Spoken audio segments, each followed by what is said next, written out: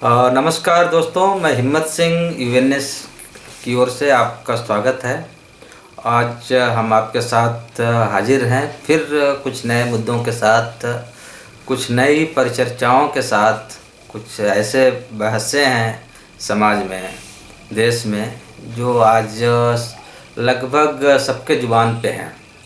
इसमें दो चीज़ें हमें साफ साफ दिखाई दे रही हैं।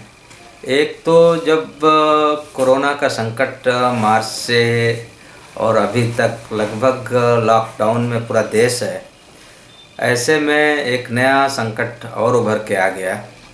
वो है चाइना के घुसपैठ को लेके।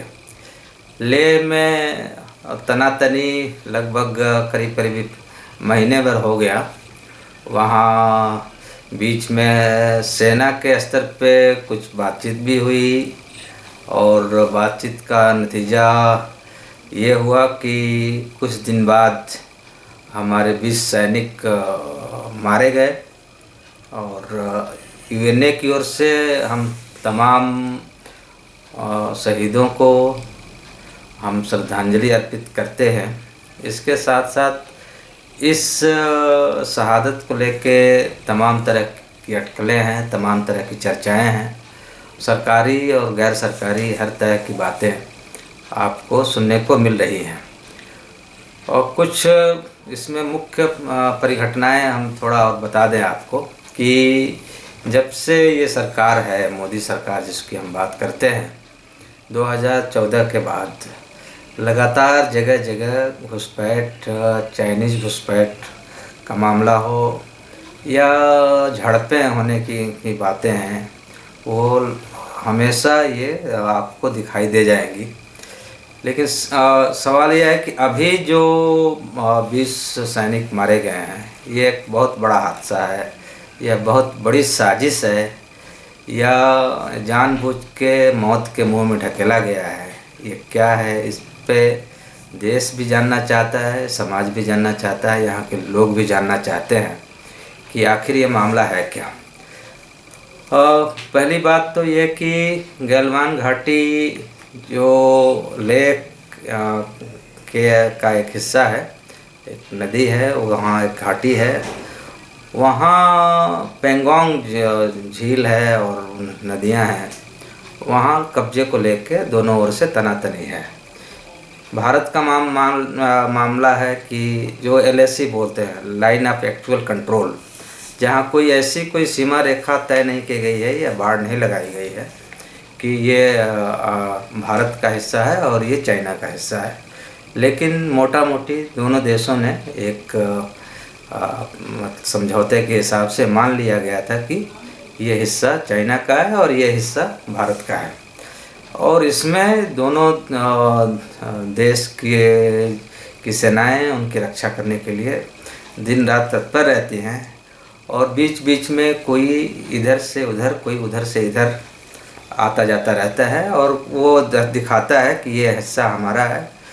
और नॉर्मली ये चाइना की ओर से बार बार तमाम जगहों पे जहाँ भी सीमा रेखा है, उन तमाम सीमा रेखा पे लगातार घुसपैठ और दावेदारी चाइना की ओर से होती रही है। ये तो एक बात है। दूसरी बात कि इस पे जो राजनीतिक हलचल है, इसको हमें ध्यान देना पड़ेगा।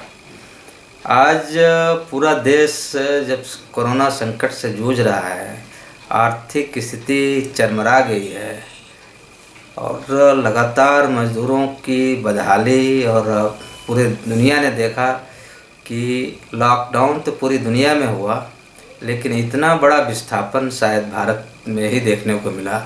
और वो विस्थापन 1947 की याद दिला रही है, जब बंटवारा हुआ था, उससे भी भयंकर स्थिति थी। जबकि आपकी चुनी हुई सरकार है, जनता की चुनी हुई सरकार है, डेमोक्रेसी है, आपके पास एक पार्लियामेंट है, आपके पास एक संविधान है, उन तमाम के बावजूद बेसहारा होके लोग सड़कों पे दौड़ते रहे, भागते रहे, मरते रहे, चिल्लाते रहे, लाठियाँ खाए, डंडे खाए और अपने घरों की ओर कूच कर रहे थे। ऐसे स्थिति में जब सरकार बुरी तरह से इन तमाम मुद्दों पे, तमाम मसलों पे जब फेल हो रही है, और जिस कोरोना को लेके तमाम लाकबंदी और लॉकडाउन, तालाबंदी और तमाम चीज़ें हुई, तमाम कवायदे की गई, फूल बरसा से लेकर तमाम चीज़ें हुई, वो कहीं न कहीं सरकार को लगातार जवाब देना पड़ रहा है। हर जगह इनको जूझना पड़ रहा है। और हालांकि इतनी बेशर्मी की भी हद है कि जब अभी लोग अपने अपने घरों तक पहुँचे भी नहीं हैं, लोगों के पास राशन नहीं है, पानी नहीं है, बेसिक सुविधाएं नहीं हैं, ऐसे में वर्चुअल रैली कर के पूरे समाज का एक तरह से मजाक उड़ाना, इनको एक पूरे 6 साल में और कुछ नहीं, केवल और केवल चुनाव लड़ना या तमाम जो संवैधानिक तौर तरीके से बनी हुई सरकारें हैं उनमें तोड़ फोड़ करके वहाँ इनको सरकार अपनी बनवानी या अपने लोगों को लगवाना, ये काम रह गया है और कोई काम है नहीं।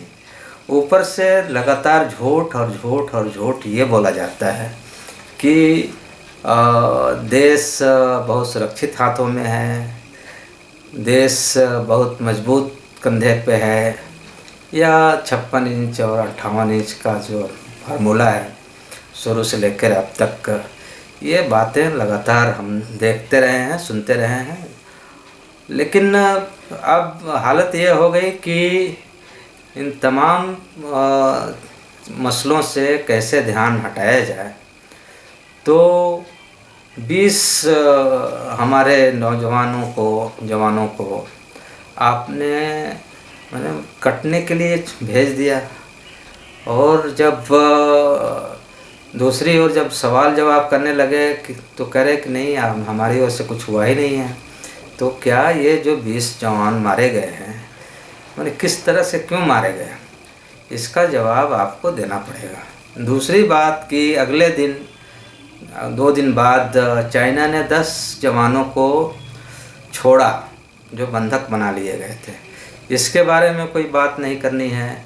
अचानक आपने चीनी सामानों का बहिष्कार, जो एक पुराना फार्मूला है, आपकी हालत गले तक तो आपके चाइनीज़ सामानों से आपका भरा पड़ा हुआ है। आपके पास कोई एक चीज़ नहीं है जिसको लेकर आप कहें कि ये हमारा है। आप पूरी तरह से डिपेंड हैं चाइनीज़ सामानों के लिए, चाहे वो मोबाइल हो, चाहे वो आपके तमाम इलेक्ट्रॉनिक गैजेट्स हों, इवन कपड़े लत्ते से लेके हर जो 10 में से 7 सामान जो है कहीं ना कहीं उसका लिंक चाइना से जुड़ा हुआ है। दवाइयों तक की हालत यह है कि 70% जो दवाइयाँ बनती हैं भारत में, उसका कच्चा माल भी आप चाइना से मंगाते हैं। तो आप आर्थिक रूप से इतनी बुरी हालत कर दी है देश की कि आपके पास कुछ है नहीं।